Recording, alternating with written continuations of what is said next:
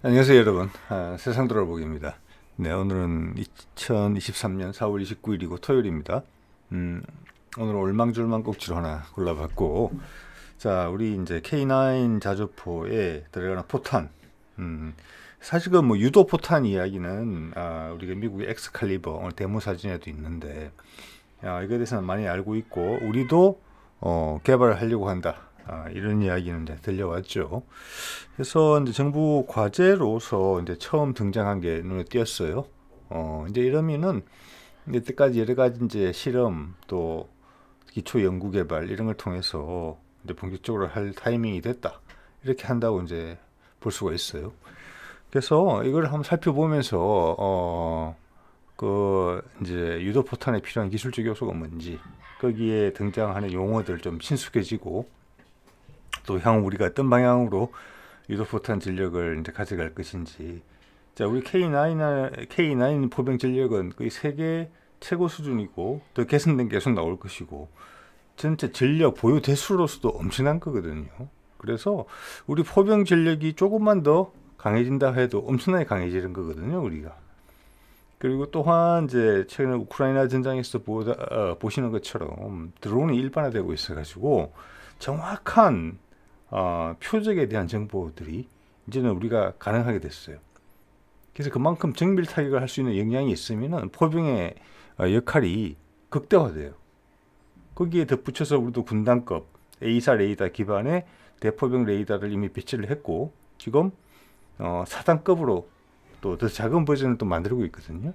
자, 그럼 여러모로 정찰 자산도 더 많이 생기고 있고 무인기, 인공위성.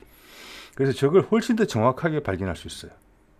그래서 옛날처럼 뭉텅구리 폭탄 수십 발 쏘는 것보다는 정밀 폭탄 하나가 훨씬 더 유용할 수 있다. 그리고 움직이는 표적까지 타격할 수 있으면 더 좋겠다. 말씀드린 것처럼 우리는 자주포 전력이 엄청나니까 타격력, 생존력, 기술력 모든 면에서 여기서 조금 업그레이드를 하게 되면 엄청난 거죠. 자주포 100대를 가진 나라에 업그레이드 해주는 거랑 우리처럼 자주포 1700대, 2000대 가까이 가진 나라에서 업그레이드 하는 거랑 천지 차이죠. 전장에 미치는 파급력은. 그런 면에서 이게 상당히 의미 있는 부분이고 우리가 그 핵심 기술에 대해서 좀 친숙해질 필요가 있다. 이 분야에 관심 있는 분들이시라면은 그런 생각이 듭니다. 예.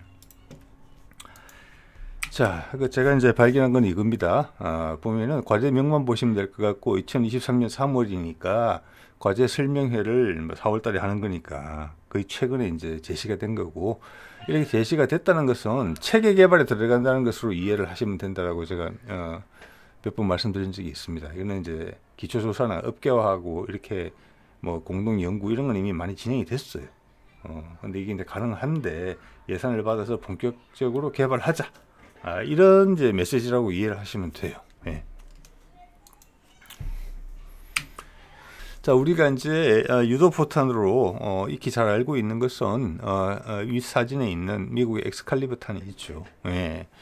그리고 우리 쪽에서도 뭐 개발의 흔적들이 여러 군사 관련 행사에서 나오죠. DX 코리아나 뭐 아덱스 같은 데서 그 중에 한 예가 그때 이제 풍산이 이제 개발 중인 것으로 비춰졌던 활공탄이죠. 날개가 나와가지고 사정거리를 늘리는 거고 또 멀리만 날아간다고 포탄이 멀리 날아갈수록 부정확해지는 건 당연한 거 아니겠습니까? 그래서 그거를 이제 보정을 해야 되는 거니까 여기 어떤 유도 시스템이 들어가야 된다는 것을 의미하는 것이죠. 이거는 이제 한포용인 것 같아요. 뭐 120mm나 130mm 정도 되는 탄인 것 같아요. 자, 이런 사례들이 있다는 건 대부분 아마 아시리라고 봅니다. 네. 자, 연구 개발 목표를 보면은 이제 원하는 바가 나오고 우리가 조금 익숙해져야 할 단어들이 나오는 것 같습니다. 2023년부터 27년간 4년 동안 연구비는 90억 좀 안 되는 그렇게 큰 프로젝트는 아니에요. 제가 봐서는. 그리고 이것은 지금 활용도가 여러 군데 쓰일 수 있는 그런 기술이에요. 자, 이게 보면은 이제 키워드를 보자면 고충격, 고회전. 네, 견뎌야 되겠죠. 근데 전자장비인데 당연히 이제 처음에 발사할 때 몇십 킬로나 날리는 포탄인데 뒤에 막 장약이 꽝 하고 폭발할 거잖아요. 엄청난 압력. 예.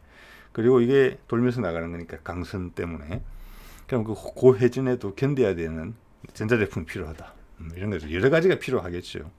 그 중에서 핵심이 되는 것은 저런 내구성을 가져야 되면서 MEMS 기반이라고 라는 단어가 나와요. 자, 저 단어 하나.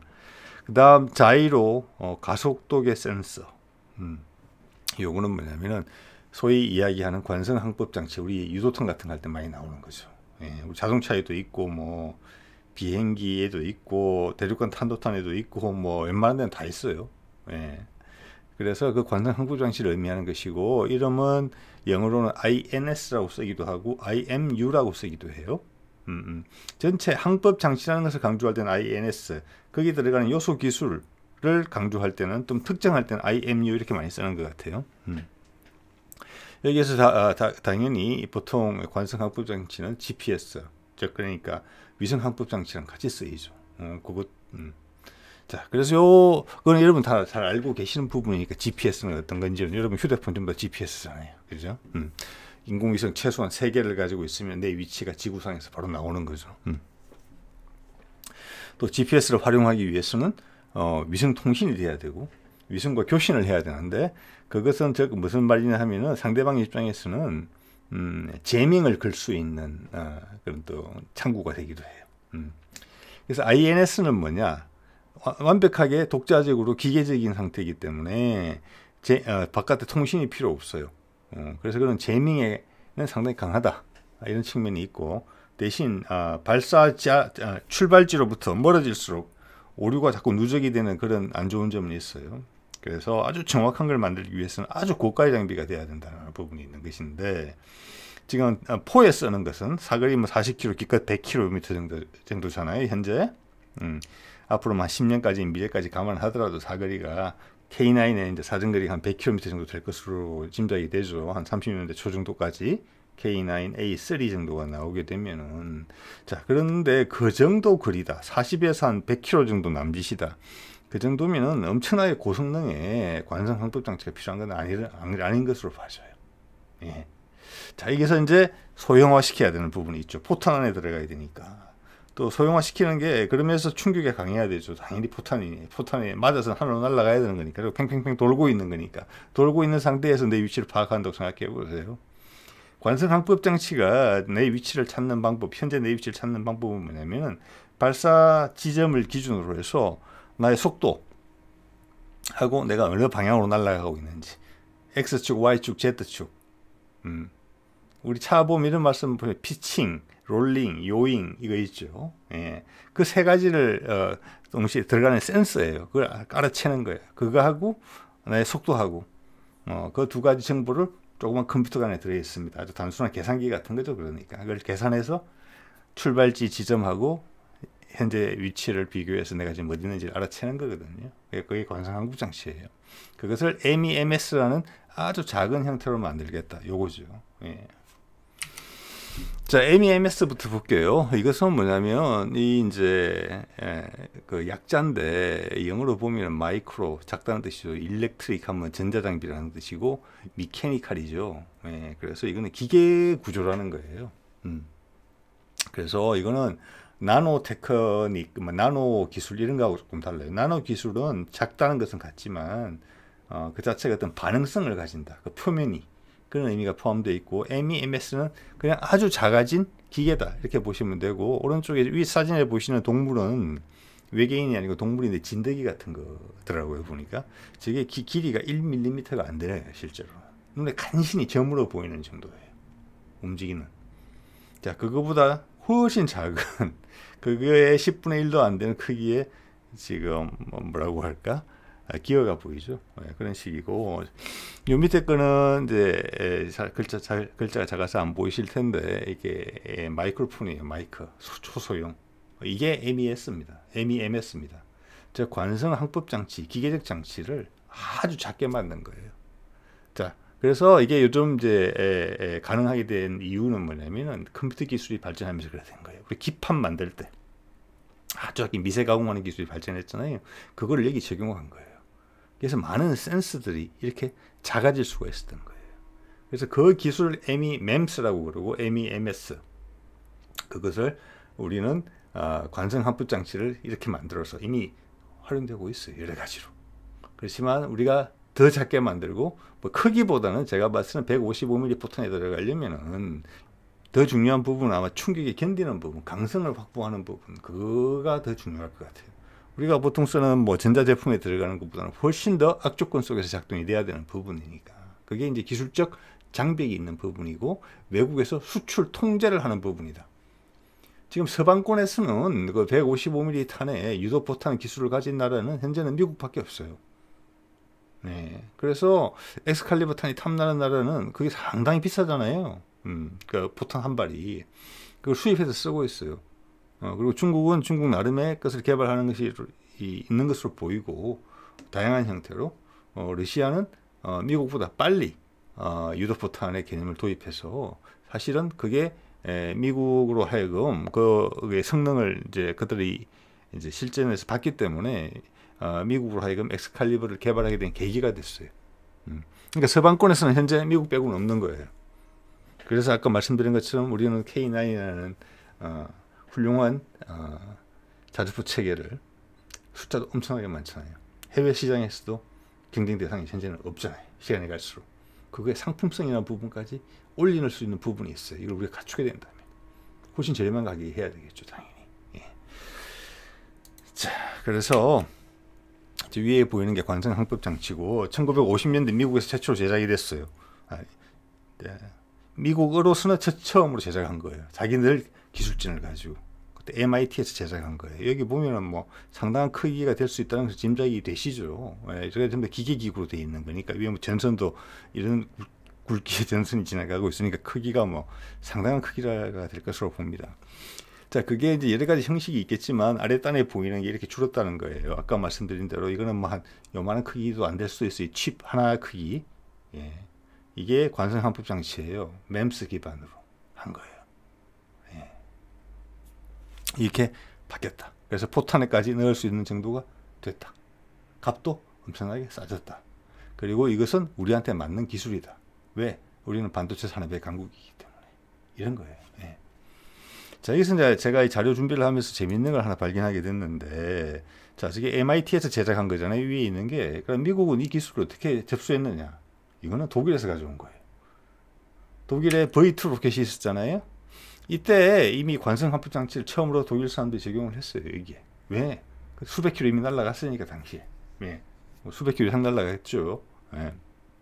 그렇기 때문에 관성 항법 장치가 그때 있었고 개발이 돼 있었고, 그거가 보내주는 데이터를 가지고 제어를 했어야 됐단 말이에요. 뒤에 이 노즐을 조정해 가지고. 그렇기 때문에 초기 컴퓨터가 있었어야 돼요. 예. 그래서 관성 항법 장치에서 받은 데이터를 읽어서 나의 방향을 틀었다는 거예요. 이거에 주도적으로 개발했던 사람과 그 밑에 인력들이 전부 다 미국으로 건너갑니다. 예.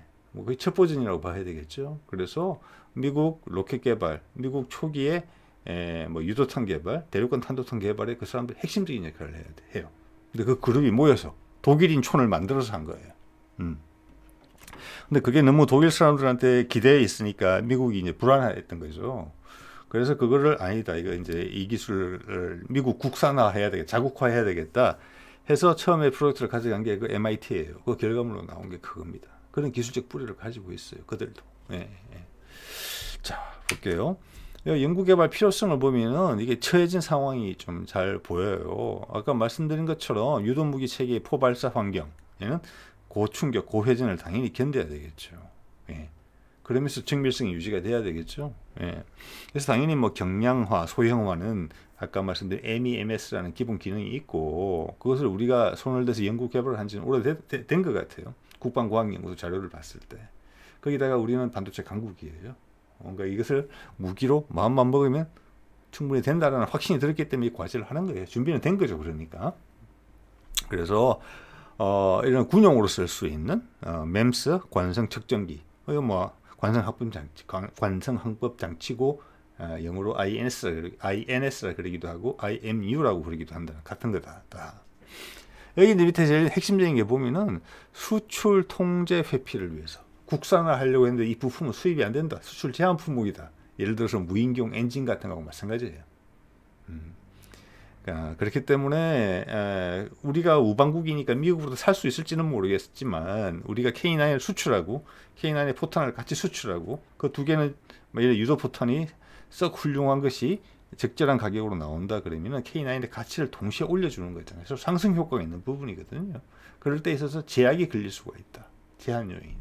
그런 걸 피하고 싶다. 이런 게 이제 핵심이겠죠. 이거는 우리가 자국화 시켜야 되는 기술이다라고 판단이 섰다는 겁니다. 예. 그래서 돈을 한 90억, 90억 넣겠다는 뜻이죠. 예. 수출 통주 회피가 큰 부분이에요. 그래서 우리가 지금 보면은 중고도 무인기, 즉 군단급 무인기 아마 그 다음 버전을 이미 생각하고 있는 것 같아요. 지금은 수입된 엔진을 쓰고 있어요. 피스톤 엔진, 디젤 엔진이거든요. 그게 예. 항공기용 디젤 엔진이에요. 지금 그 국산화 이미 들어갔어요. 이 과제에서 보입니다. 그런 모양새가. 자, 그런 거고.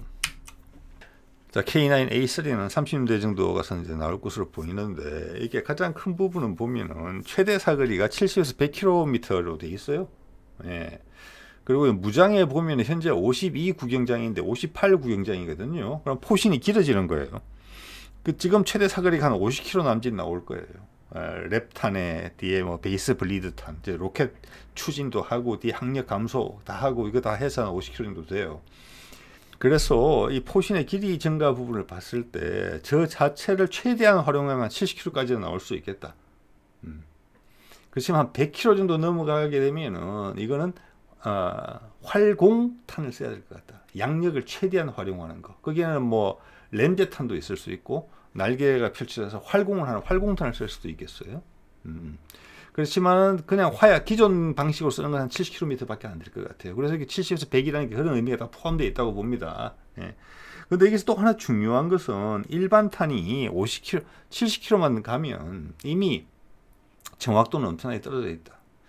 자, 서방권의 일반적인 자주포들, 견인포 같은 경우들 24km 사거리가 된다고 봤을 때 보통 최대 150mm, 150m 오차가 난다는 거예요.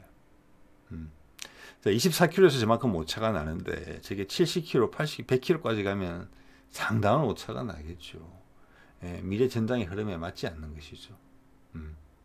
자, 앞서도 말씀드린 것처럼 이제는 드론이나 우리가 갖춰진 정찰 자산이 눈부시게 지금 발전하고 있잖아요. 인공위성까지 가질 거잖아요.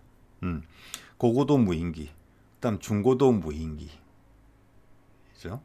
그다음 뭐 예, 4단급 무인기, 여단급 무인기, 대대급 무인기. 그리고 차세대 뭐 차세대 장갑차 같은 걸 보면은 장갑차 자체에 또 드론이 달려 있죠.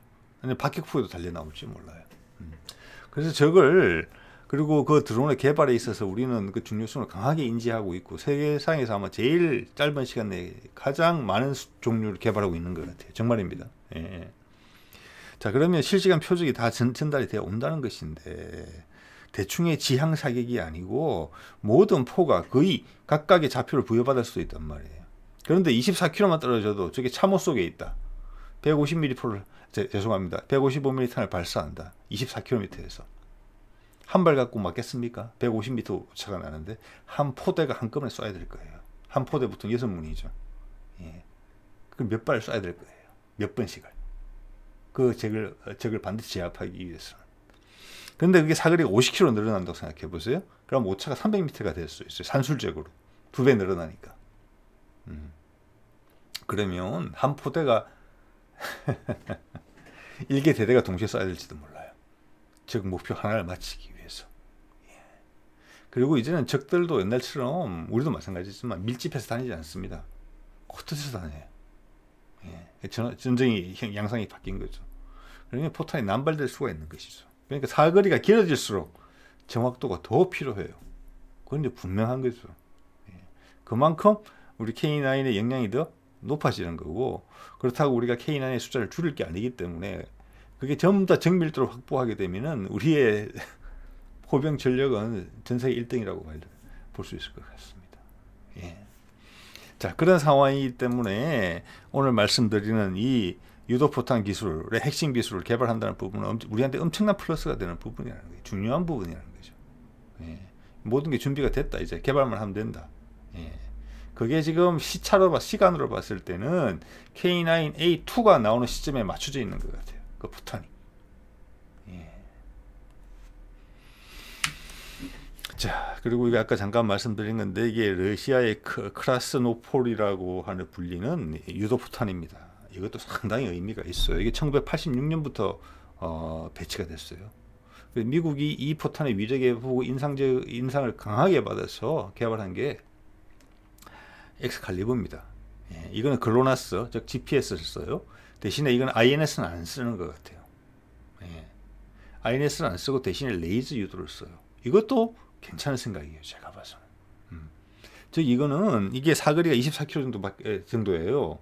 발사를 하면은 공중에 누가 있든지 간에 아니면은 지상에서 저게 목표를 레이저로 조준해 주면 되는 거예요. 그러면 반사되는 레이저 광선을 보고 쫓아가는 거예요. 헬파이어 미사일 같은 거죠. 즉 포로 발사하는 헬파이어 미사일이에요. 근데 헬파이어 미사일보다 좋은 거는 처음에 발사를 하면 GPS 유도를 통해서 그 근처까지는 가는 거죠. 그 근처까지 도착을 하면 레이저 광선이 나를 기다리고 있는 거죠. 그걸 쫓아가면 맞는 거예요. 그래서 이게 기존의 엑스칼리버 일반형보다 큰 장점은 레이저 유도를 하기 때문에 레이저 유도 같은 경우는 락곤을 할 수 있어요. 기계로서. 딱 락곤 해놓으면 그 목표물이 움직이더라도 그 레이저 광선이 따라간단 말이에요. 자동 조준 장치처럼. 그러면 움직이는 물체를 타격할 수 있어요. 그래서 탄두를 다양하게 할 수도 있어요. 움직이는 기갑 세력을 타격할 수 있어요. 예. 미국은 엑스칼리버 최신형에 와서 그런 걸 시도하는 정도예요. 예. 서로 방향이 조금 달랐던 것이죠. 크게 영향을 줬던 포탄이에요. 예. 자, 그럼 이런 기술들을 우리가 쭉 망라를 해서 봤는데 우리는 이제 핵심 기술만 개발하는 거잖아요. 단계적으로 접근할 것 같아요. 우리가 일반적으로 하는 방식처럼.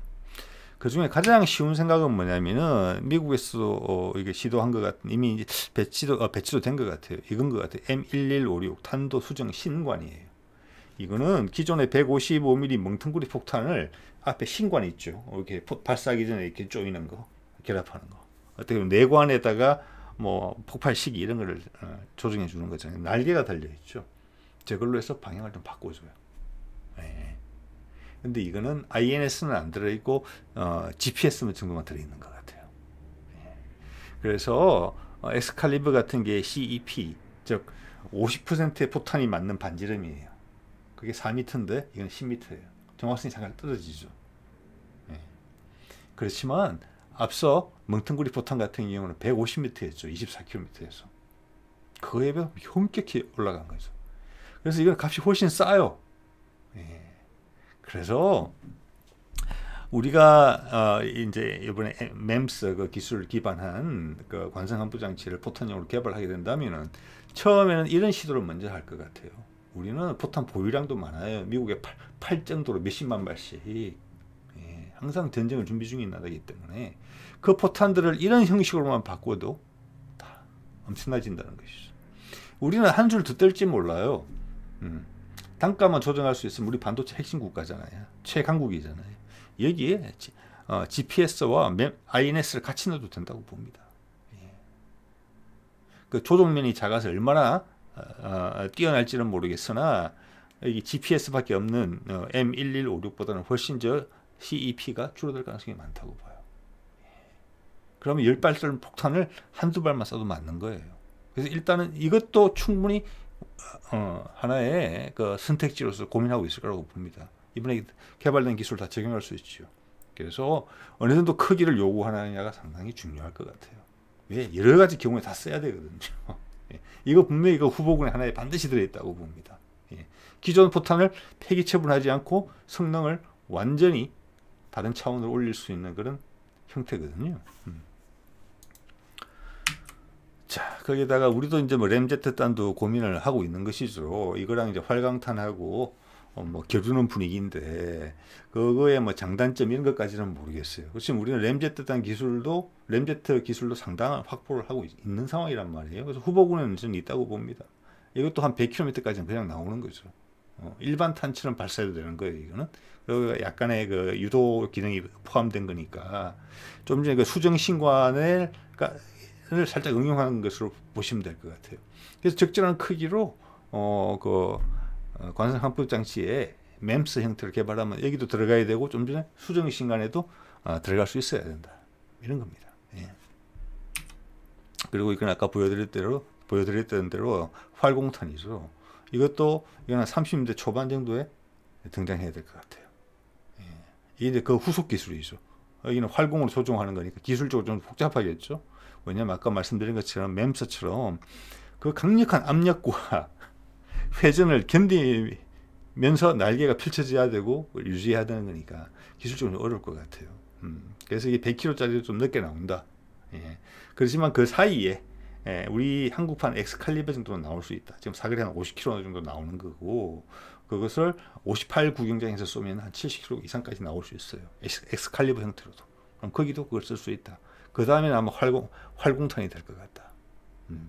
활공탄 같은 경우는 궤적이 딱 이렇게 탄도각적이지가 않게 포물선이 아니기 때문에 상대방의 그 뭐라고 할까, 대포병 레이더에서 발사 원점을 캐치하기가 역추적하기가 상당히 어렵게 되어 있어요.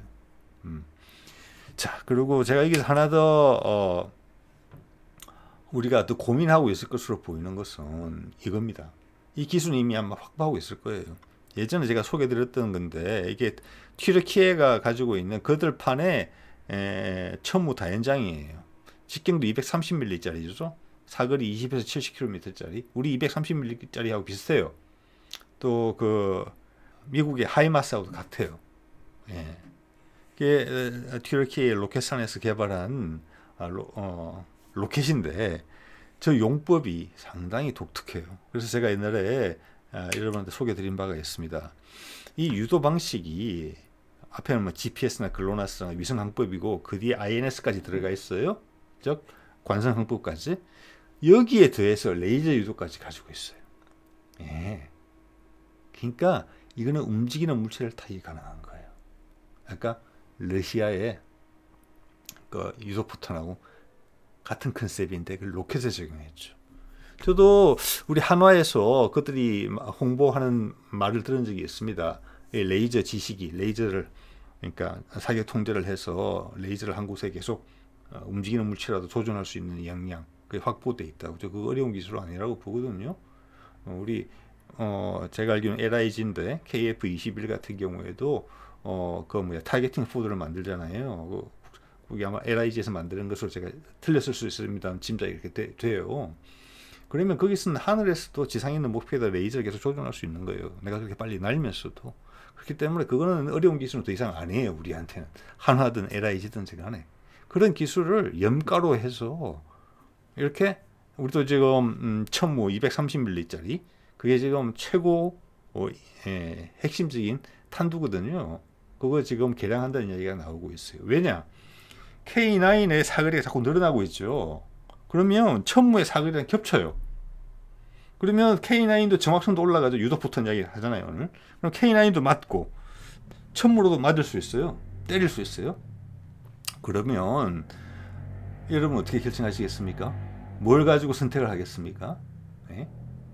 물론 얼마나 그 손에 가까이 잡히느냐. 근데 둘 다 잡힌다고 봤을 때, 지금 천무는 군단급 무기고 K9은 이제 사단급 무기로부터 시작되거든요.